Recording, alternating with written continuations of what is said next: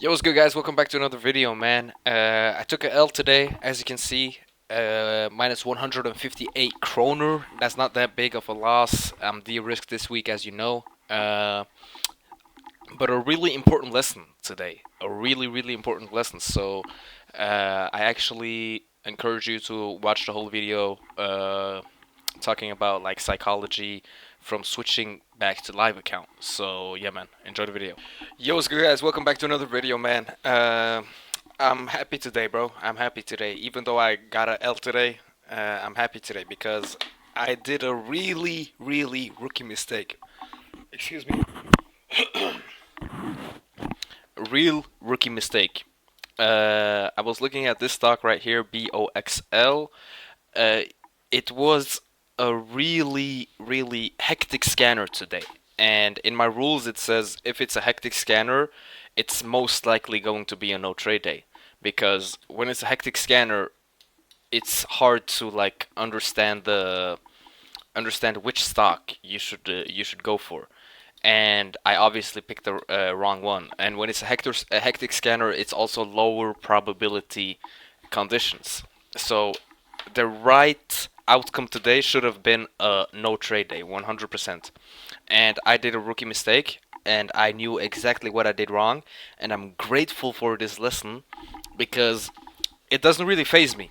Because the first month after you have been on paper trading for like 4 or 5 months, 6 months almost, uh, obviously emotions are gonna come back, rookie mistakes you're gonna repeat, and it's just a learning curve. It's like a psychological switch, and I'm using lower size, much lower size, lost like only point point 0.5 of my account, so it doesn't really phase me.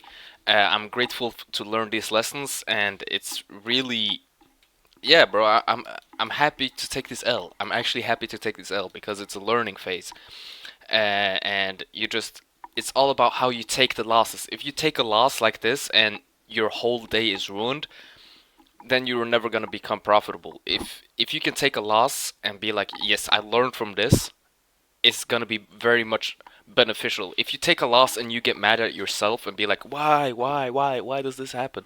You're not gonna benefit from the loss, and you're gonna keep making losses. So, uh, BNAI was the right stock to.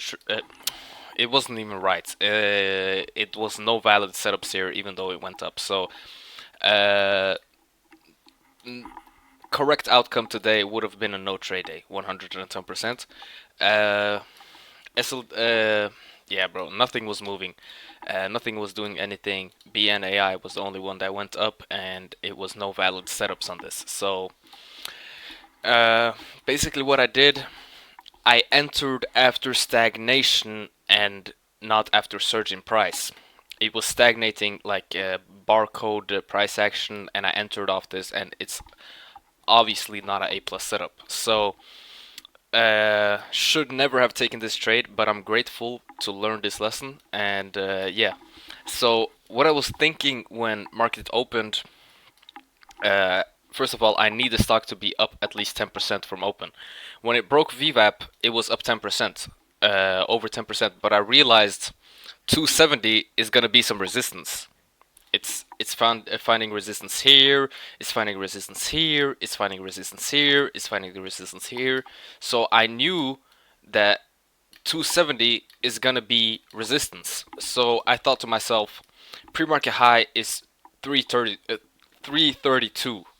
So if I can wait for more confirmation for it to go above 270 and break this resistance and try to find some support off this, I would take a long and go after pre-market high as take profit, and that would have been, that's the correct idea here. That's completely the correct idea to think, and I was right. So because it never broke 270, it should have been a no trade day immediately. So what I did instead was when it went up here, I basically FOMO'd into this trade like, oh, I need a win because I haven't taken a win in so long because of switching to live account. is a psychological switch, as I talked about. But I'm grateful for this, even though it pissed me off. So I immediately understood when I entered this, it was like, this is not a good trade. Like, why am I taking this? So I cut the loss early, 3.6% loss, or 156 kroner loss. So yeah, let's go through the notes so you get like a better idea. So minus 3.6% slash 156 kroner loss. That's like $15. Uh, daily rating was a 6 out of 10. Emotional rating was a 6.5. I'll actually change this to a 7 because I didn't revenge trade. I didn't do anything stupid after taking the loss, and I took the loss very well, which is a big thing, which is a really good thing. Rules broken 1. The rule I broke was not was entering a setup that's not a plus, so it's not a good setup. So that's a rule broken. Trades taken is 1. Uh, basically made a very rookie mistake by entering after stagnation. I need to see a clear surge in price for it to be a valid setup. Not phased by the loss and understand going back to live account will include rookie mistakes repeating itself. I'm grateful to learn from this lesson. Should have been a no trade day. And the lesson is to always enter after surging price, not when it's stagnating right around VWAP. Always listen to your own ideas and thoughts. If I had stuck to my original plan, it would have been a no trade day. So the best thing for me is to like when I'm in pre-market and market hasn't opened yet, I'm gonna be like, okay, if this happens, then I can enter. So it's basically just like sitting on your hands 99% of the time and being okay with the fact not taking a trade. I have taken a lot of no trade days in January. As you can see, no trade day, no trade day, no trade day, no trade day, no trade day, no trade day, no trade day. Since January, it's been like a lot of no trade days. So I know I can be patient. I know I can be patient enough to not take a trade a whole week. So uh, I don't know why I forced this setup. It was because of the it was 100% because of the fact because I've taken so many L's and I was like in my mind in the back of my mind I was like, oh, I really need a win. I really need a win to like uh, validate that I'm making progress. But that's not the right mindset to have. The outcome of your trades should never or of, in some way, of course, it's gonna validate if you're doing something right. But if I know that I'm sticking to the process and sticking to my system, and I'm having, for example, a red week, I should not get phased by that and let that uh, that outcome. Uh, what's it called? What's, I'm brain farting. What's it called? That effect. Uh, and let that affect your decision making in later days. Like if I take a loss yesterday, I can't let that loss affect my decision making today. So that's a big thing. To forgive yourself and forgiveness of yourself in trading is a really big thing.